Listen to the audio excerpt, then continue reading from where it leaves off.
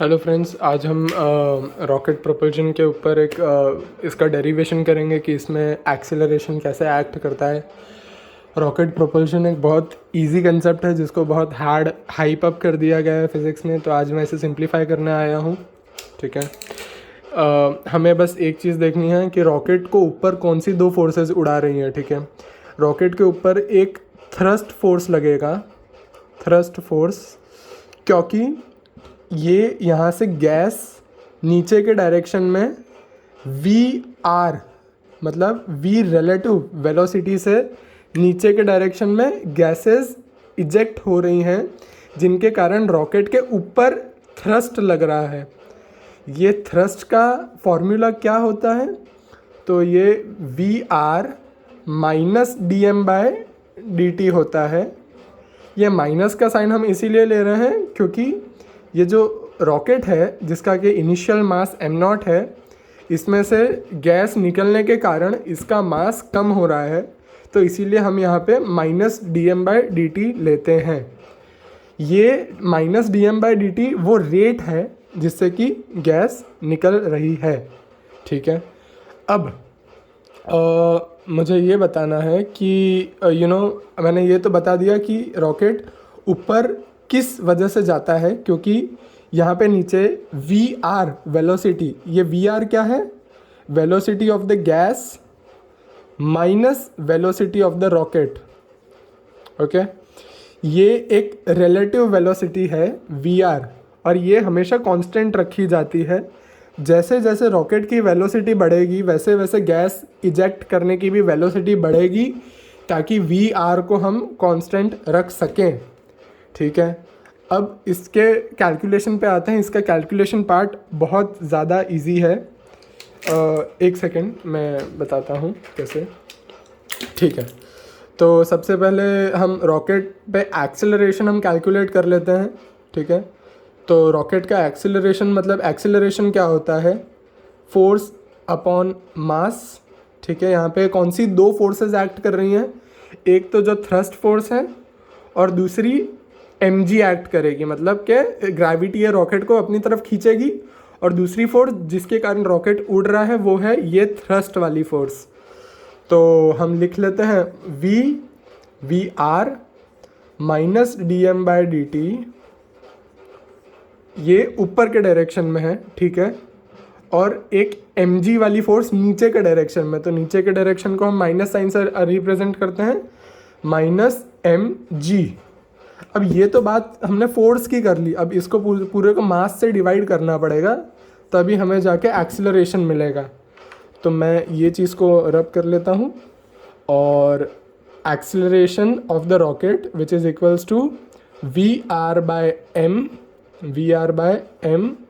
Minus d m by d t minus of ji.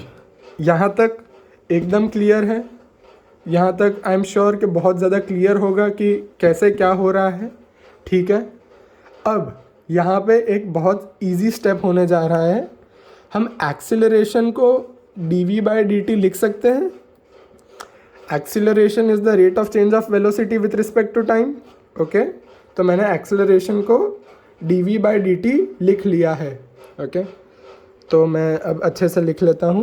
Acceleration को मैं d v by d t लिख लेता हूँ, और ये v r by m minus d m by d t minus g. Okay. अब ये वाली चीज़ को मैं इस साइड क्रॉस मल्टीप्लाई कर देता हूँ, तो मुझे मिलता है ये d v which is equals to, इसको यहाँ पे ले जाएंगे तो v r upon m minus d m, okay, minus g d t. Okay. यहाँ तक क्लियर है? यहाँ तक आई होप ये स्टेप तक बहुत क्लियर होगा। ओके। एक मेन स्टेप ये था, हम एक्सीलरेशन बनाते हैं, फिर हम एक्सीलरेशन को d v by d t लिखते हैं, और फिर हम ये डी टी को क्रॉस मल्टीप्लाई कर देते हैं, तो हमें ये वेलोसिटी ये डी वी वाला ये टर्म मिल जाता है। ये यहाँ से सब खेल चालू होगा यहाँ से। अब इसे इंटीग्रेट कर देते हैं हम इसे भी इंटीग्रेट कर देते हैं और इसे भी इंटीग्रेट कर देते हैं। जब वेलोसिटी u है मतलब इनिशियल है, तब मास हमारे पास m0 है और टाइम हमारा 0 है। जब हमारे पास वेलोसिटी v मतलब फाइनल वेलोसिटी है, तब हमारे पास जो मास है वो m है।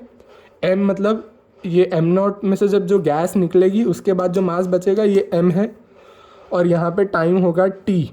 ठीक है, यहाँ तक क्लियर है ना। पहले इनिशियल वेलोसिटी u है, फाइनल वेलोसिटी v है, इनिशियल मास m0 है, फाइनल मास m है, और इनिशियल टाइम 0 है और फाइनल टाइम t है। ओके, यहाँ से हम सिंपल इंटीग्रेशन करेंगे।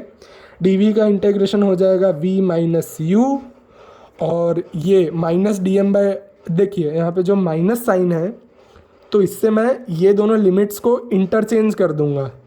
मैंने इसे प्लस किया, यहाँ पे ये मैंने लिमिट्स इंटरचेंज कर दी। ओके, तो ये हो जाएगा VR ln m0/m। ये सिंपल इंटीग्रेशन है 1/x का, जो कि ln x होता है, और x हमारे पास यहाँ पे m0 इनिशियली है और फिर उसके नीचे m है। ठीक है, और अब हम g का dt का इंटीग्रेशन करेंगे तो वो सिंपली t आएगा। ये वाला स्टेप सिंपल इंटीग्रेशन था, ये तो बेसिक मैथ्स है। ओके, तो इससे हमारे पास रॉकेट की वेलोसिटी आ जाती है v is equals to u, मतलब कि रॉकेट की initial velocity, plus VR ln m0/m minus of gt।